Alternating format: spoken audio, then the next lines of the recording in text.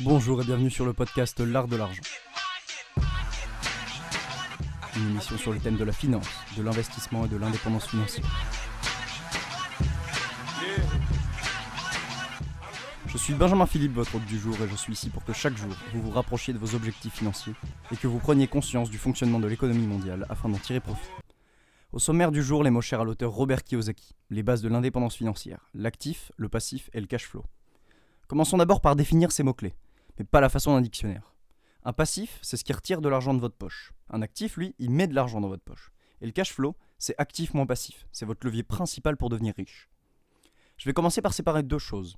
Dans un premier temps, on va voir comment atteindre la liberté financière, et dans un second temps, on va voir comment on fait pour s'enrichir. La liberté financière, c'est pouvoir s'arrêter de travailler du jour au lendemain, et pouvoir toujours subvenir à ses besoins. Le but à atteindre pour vous, ça va être que le revenu de vos actifs soit égal ou supérieur à vos passifs. En gros, vos dépenses, votre loyer, votre facture d'électricité, la nourriture, les extras, etc. Une fois vos passifs calculés, c'est-à-dire avec combien d'argent vous voulez vivre par mois, votre but va être que le revenu de vos actifs y soit égal. Je ne sais pas si vous me suivez, alors je vais résumer. L'indépendance financière, c'est quand le revenu de vos actifs est égal à vos passifs. N'oubliez pas, un actif, c'est quelque chose qui met de l'argent dans votre poche, et un passif, c'est ce qui en retire. Facile, non ? Pour être libre financièrement, il faut que le revenu de vos actifs soit égal à vos passifs. On verra plus tard dans ce podcast comment trouver ces actifs. Oui, mais alors vous allez me dire, ok Benjamin, mais dans ce cas-là, je suis déjà libre financièrement, parce que je gagne autant, voire plus que ce que je dépense. Oui, mais alors non. Dans votre cas, vous êtes dépendant de votre salaire, donc de votre employeur. Mais la liberté financière, c'est quand le revenu de vos actifs est égal à vos passifs, pas votre salaire. Le revenu de vos actifs, vous l'obtenez tous les mois, presque sans travailler, et de manière systématique, sans dépendre d'un patron. Si vous arrivez à ce que vos actifs soient supérieurs à vos passifs, vous êtes libre financièrement. Alors maintenant, la question à 1 million, comment devenir riche ? Bon, je ne vais pas vous donner une méthode magique pour devenir riche en reprogrammant votre cerveau, ou en vous vendant une méthode magique à la con. La réponse à comment devenir riche est cash flow. Le cash flow, c'est simplement actif moins passif. C'est l'argent que vous avez disponible à la fin du mois grâce au revenu de vos actifs et dont vous n'avez pas besoin. La richesse, comme la pauvreté, c'est un cercle. Quand vous êtes riche, vous dégagez un cash flow conséquent, vous pouvez donc grâce à ce cash flow acquérir encore plus d'actifs et ainsi augmenter votre cash flow. Et le schéma recommence encore et encore. Cash flow, actif, ça s'arrête jamais. C'est pour ça que les riches deviennent de plus en plus riches. On va prendre un exemple. Vous avez 1000 € provenant de vos actifs tous les mois, comme par exemple le loyer d'un appartement. Vous avez fait le calcul. Le coût de votre vie sur un mois, c'est 500 €. C'est-à-dire vos factures à payer, vos dépenses courantes, le remboursement d'un emprunt, tout ça. Et bien ici, votre cash flow, il est de 500 € par mois. Vous obtenez 1000 €, qu'elle vous retirez les 500 € nécessaires à vos dépenses. Et là où il y a un cercle vertueux, c'est qu'avec ces 500 €, vous allez pouvoir les mettre de côté ou bien emprunter. D'ailleurs, on verra le rôle de l'endettement dans un futur podcast, afin d'acheter de nouveaux actifs. Avec ces actifs, votre cash flow va augmenter, vous allez donc pouvoir acheter encore plus d'actifs. A contrario, quelqu'un de pauvre est dans un cercle vicieux car il croule sous les dépenses de passifs. Pour essayer de payer ses passifs, il va emprunter et va au final encore les augmenter. Bon, jusque-là vous me suivez. Les actifs mettent de l'argent dans votre poche, les passifs retirent de l'argent de votre poche et le cash flow est de la différence entre les actifs et les passifs. C'est ce qui permet d'acheter d'autres actifs.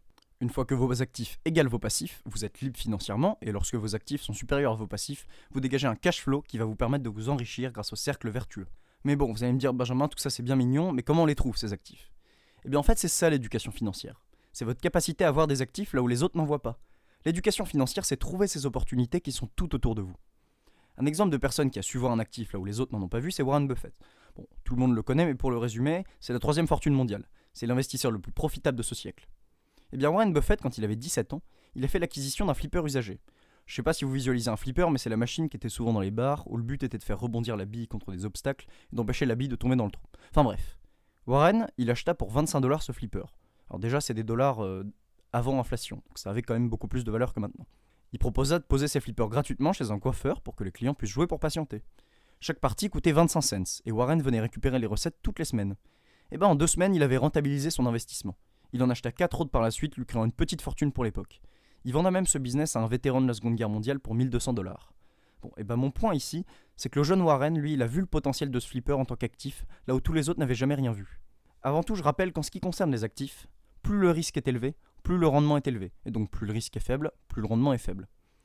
Commençons par trier en différentes catégories les actifs les plus courants. En premier, l'immobilier. Actif classique que tout le monde connaît, ça peut être la location d'un appartement, d'une maison ou d'un immeuble.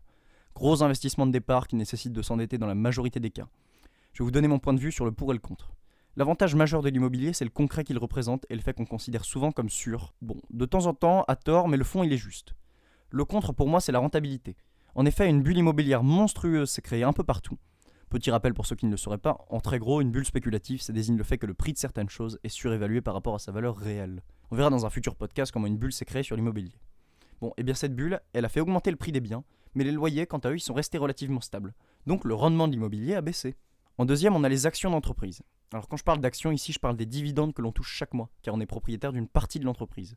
Je ne parle pas du fait d'acheter une action et de la vendre plus tard pour effectuer une plus-value. Je parle d'avoir des actions qui rapportent des dividendes. On n'est pas des traders et on n'est pas des spéculateurs. Elles s'achètent relativement simplement via un broker, en gros c'est un intermédiaire qui vous permet d'acheter des actions, ou via votre PEA, votre plan d'épargne action. Alors les avantages d'abord. La possibilité de rendement élevé. Par contre, il ne faut pas oublier que pour tout investissement, plus le risque est faible, plus les rendements sont faibles et inversement. Une action peut rapporter gros mais peut faire perdre gros proportionnellement à son risque. Autre avantage non négligeable, le fait qu'en plus de toucher des dividendes, au moment de la revente de ces actions, il y a des chances que vous fassiez une plus-value, c'est-à-dire que vous la revendiez plus cher que ce que vous l'avez acheté. Les inconvénients maintenant. Premièrement, des actions de certaines entreprises peuvent ne pas rapporter de dividendes. En effet, l'entreprise n'est en rien obligée de vous verser des dividendes. Elle peut réinvestir tout son argent et vous en verrez pas la couleur. Après ça, c'est un problème qui est facilement résolvable si vous vous formez afin de savoir reconnaître une entreprise rentable qui vous versera des dividendes régulièrement. Autre problème, comme pour l'immobilier, les actions sont également dans une bulle spéculative. Ce que ça veut dire, c'est que le prix des actions a augmenté fortement, mais les résultats des entreprises et donc les dividendes n'ont pas augmenté d'autant. Vous risquez donc de faire une moins-value à la vente de vos actions si cette bulle spéculative explose et que les prix reviennent à la normale. Dernière grosse catégorie d'actifs, je les appellerai les actifs à intérêt. Ça regroupe les obligations, les placements en banque et autres formes de prêts. On va d'abord s'intéresser aux obligations. Une obligation, c'est un emprunt que vous achetez pour lequel on va vous verser des intérêts de manière récurrente. Quand on parle d'obligations, on parle souvent d'obligations souveraines. C'est en fait un bout de la dette d'un État. L'obligation s'étale sur une période donnée, ça peut être 10 ans par exemple, et une fois l'obligation arrivée à l'échéance, l'État vous la rembourse. Il vous rembourse votre prêt en fait. Et tant que vous êtes en possession de cette obligation, c'est-à-dire pendant 10 ans dans notre exemple, vous allez toucher de l'argent chaque mois ou année. Ce sont les intérêts. Ces taux sont en moyenne entre 1% et 2% par an. Je parle dans nos pays relativement stables d'Occident. Ces taux peuvent être fixes ou variables, indexés sur différentes choses comme l'inflation, les taux directeurs. Mais bon, ça vous concerne pas encore. Maintenant, mon avis sur les obligations. Le point fort pour beaucoup de gens, c'est la sûreté de cet investissement. En effet, pour que vous perdiez l'argent de votre obligation, il faut que l'État qui a émis cette obligation fasse faillite, ce qui est théoriquement peu probable. Dans la réalité, nos États n'ont jamais été aussi proches d'une potentielle faillite, mais ça fera le sujet d'un prochain podcast. Le point faible des obligations, c'est leur rendement. En effet, 1 ou 2% par an, c'est pas grand-chose. Il existe aussi des obligations d'entreprise privées. C'est un moyen pour une entreprise d'emprunter hors du système bancaire pour se financer.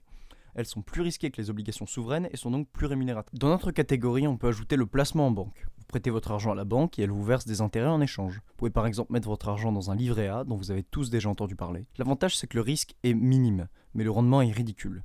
En effet, 0,75% par an, c'est moins que l'inflation. Donc en fait, à la fin de l'année, vous perdez de l'argent. Bon allez, je vais résumer un peu. On peut diviser les actifs en 3 catégories principales. L'immobilier, qui est un actif qui a fait ses preuves et qui a créé des empires, comme celui de Donald Trump ou celui de Richard Lefrak. Intéressant, relativement peu risqué, le seul défaut est qu'en ce moment, le marché de l'immobilier est grandement surévalué, diminuant ainsi le rendement. En conclusion, c'est un actif classique et efficace, un indispensable d'un portefeuille. On a ensuite les actions, des parts d'entreprise donc. Elles constituent un actif en raison des potentiels dividendes que vous recevez quand vous êtes actionnaire. Elles sont également dans une bulle spéculative, c'est-à-dire que les prix sont surévalués. Elles sont plus risquées que l'immobilier, car une entreprise peut ne pas vous verser de dividendes. À vous donc de vous former pour trouver des entreprises intéressantes qui vous verseront des dividendes. Instant pub, on le verra également dans un futur podcast. Les avantages majeurs, c'est les rendements très attractifs possibles et la possibilité de faire une grosse plus-value à la revente. Et enfin, ce qu'on pourrait appeler les actifs à intérêt.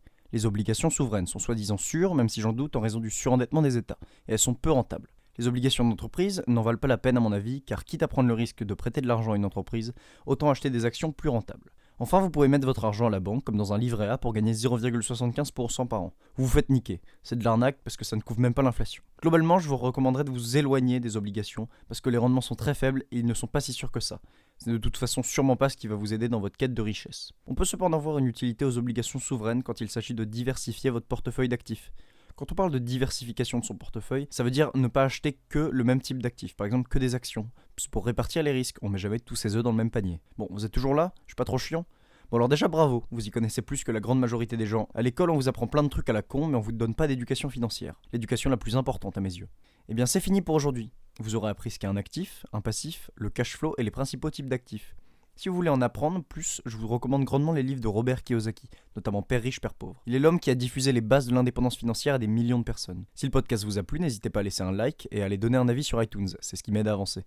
Posez vos questions si vous en avez dans les commentaires. C'était Benjamin Philippe pour vous servir dans le podcast L'Art de l'argent. Bonne journée à tous, à la prochaine.